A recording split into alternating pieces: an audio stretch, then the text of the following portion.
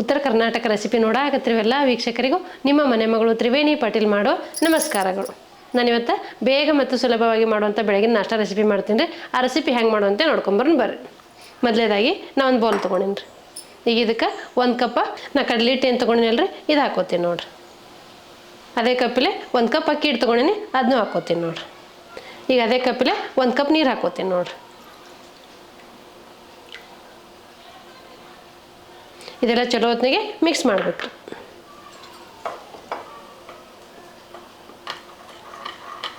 ನಾ 2 ಕಪ್ ಹಿಟ್ಟಿಗೆ 1 ಕಪ್ ನೀರು ಹಾಕೊಂಡೇನಿ. ಈ ಹದ ಆಗೈತಿ. ಈಗ ಇನ್ನೂ ಎಷ್ಟು ಹಿಡಿತೈತೆ ನೋಡ್ಕೊಂಡು ಹಾಕೋತೀನಿ. ಒಟ್ಟು ಟೋಟಲಾಗಿ 1.5 ಕಪ್ ನೀರು ಹಿಡಿತೈತೆ ನೋಡಿರಿ ಇದಕ್ಕೆ.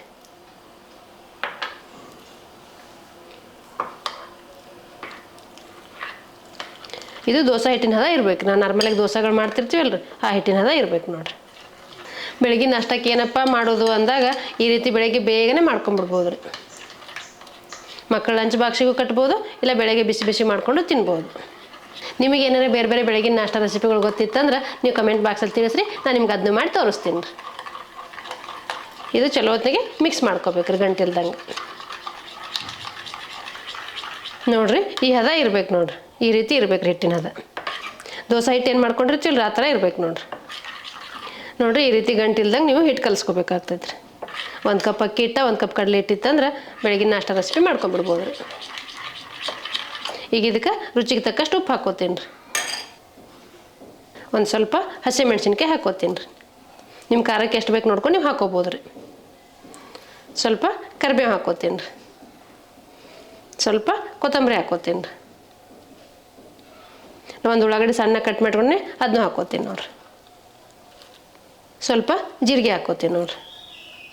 ಸ್ವಲ್ಪ ಅಜ್ವಾನ ಹಾಕೋತೀನಿ ನೋಡಿರಿ. ಇದೆಲ್ಲ ಚಲೋ ಹೊತ್ತಿಗೆ ಮಿಕ್ಸ್ ಮಾಡ್ಕೋತೀನಿ ರೀ. ಅಕ್ಕಿ ಹಿಟ್ಟ ಕಡಲೆ ಹಿಟ್ಟು ಎಲ್ಲರ ಮೇಲೆ ಇದ್ದೇ ಇರ್ತೈತೆ ರೀ. ಬೆಳಗಿನ ನಾಷ್ಟಕ್ಕಾದ್ರೂ ಆಗಲಿ, ಇಲ್ಲ ಮಕ್ಕಳ ಲಂಚ್ ಬಾಕ್ಸಿಗಾದ್ರೂ ಆಗಲಿ, ಇಲ್ಲ ರಾತ್ರಿ ಊಟಕ್ಕೆ ನಮ್ಗೆ ಲೈಟಾಗಿ ಏನಾರು ಬೇಕಪ್ಪ ಅಂದಾಗ ಈ ರೀತಿ ಮಾಡ್ಕೊಂಬಿಡ್ಬೋದು ರೀ. ಈಗ ಒಂದು ಚಿಟಿಕೆ ನಾನು ಅರಿಶಿನ ಪುಡಿ ಹಾಕೋತೀನಿ ರೀ. ಇದು ಆಪ್ಷನಲ್ ರೀ, ಬೇಕಂದ್ರೆ ಹಾಕೋಬೋದು, ಬೇಡಂದ್ರೆ ಸ್ಕಿಪ್ ಮಾಡ್ಬೋದು ರೀ. ಒಂದು ಚಿಟಿಕೆ ಅಡುಗೆ ಸೋಡಾ ಹಾಕೋತೀನಿ ನೋಡಿರಿ. ಒಂದು ಸ್ವಲ್ಪ ನೀರು ಹಾಕ್ಕೊಂಡು ಮಿಕ್ಸ್ ಮಾಡ್ಕೋತೀನಿ ರೀ. ಯಾಕಂದ್ರೆ ಸೋಡಾ ಎಲ್ಲದ್ರ ಜೊತೆಗೆ ಮಿಕ್ಸ್ ಆಗಲಿ ಅಂತ ಅಷ್ಟೇ ರೀ.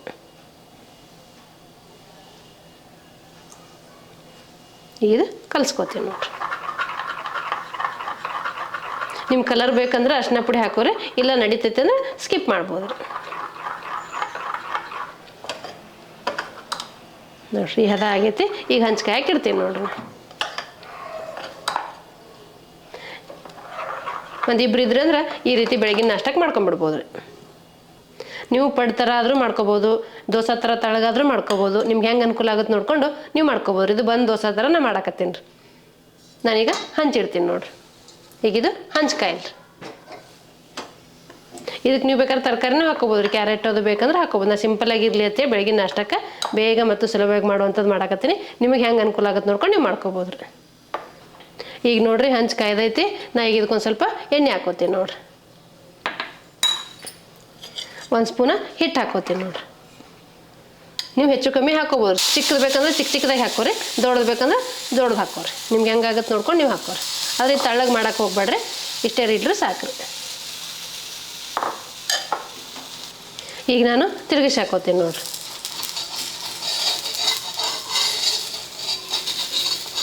ತಿರುಗಿಸಿ ಹಾಕಿ 2 ಸೈಡು ಬೇಯಿಸ್ಕೋಬೇಕಾಗ್ತೈತೆ. ವಾವ್ ನೋಡ್ರಿ ಸೂಪರಾಗಿ ಬಂದೈತಿ. ನಿಮ್ಗೆ ಬೇಯಬೇಕಾದ್ರೆ ಇನ್ನೊಂದು ಸ್ವಲ್ಪ ಎಣ್ಣೆ ನೀವು ಹಾಕೋಬೋದು ರೀ.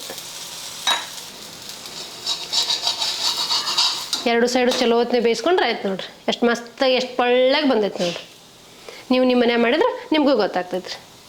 ಇದೇ ರೀತಿ ಮಿಕ್ಕಿದ್ದೆಲ್ಲ ಮಾಡ್ಕೋತೀವಿ ನೋಡ್ರಿ. ಇದಕ್ಕೇನು ಸಾಂಬಾರು ಬೇಡ, ಚಟ್ನಿ ಬೇಡ, ಪಲ್ಯ ಬೇಡ, ಏನು ಬೇಡ. ನೀವು ಹಂಗೆ ತಿನ್ಬೋದು ನೋಡ್ರಿ. ಎಷ್ಟು ಮಸ್ತಾಗಿ ಬಂದೈತೆ ರೀ. ಈಗ ನೋಡಿರಿ ನಾವು 1 ಕಪ್ ಅಕ್ಕಿ ಹಿಟ್ಟು 1 ಕಪ್ ಕಡಲೆ ಹಿಟ್ಟು ಏನು ಮಾಡಿನಲ್ಲ ಇಷ್ಟ ಆಗ್ಯಾವ ನೋಡ್ರಿ. ಎಷ್ಟು ಮಸ್ತಾಗಿ ಬಂದಾವ ನೋಡ್ರಿ.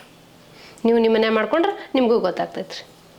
ನೋಡಿದ್ರಲ್ರಿ ವೀಕ್ಷಕರೇ, ಬೇಗ ಮತ್ತು ಸುಲಭವಾಗಿ 1 ಕಪ್ ಅಕ್ಕಿ ಹಿಟ್ಟು 1 ಕಪ್ ಕಡಲೆ ಹಿಟ್ಟು ಇತ್ತಂದ್ರೆ ಬೆಳಗಿನ ನಾಷ್ಟ ರೆಸಿಪಿ ಮಾಡ್ಕೋಬೋದು ಅಂತ ನಾನು ಮಾಡಿ ತೋರಿಸಿನಿ ರೀ.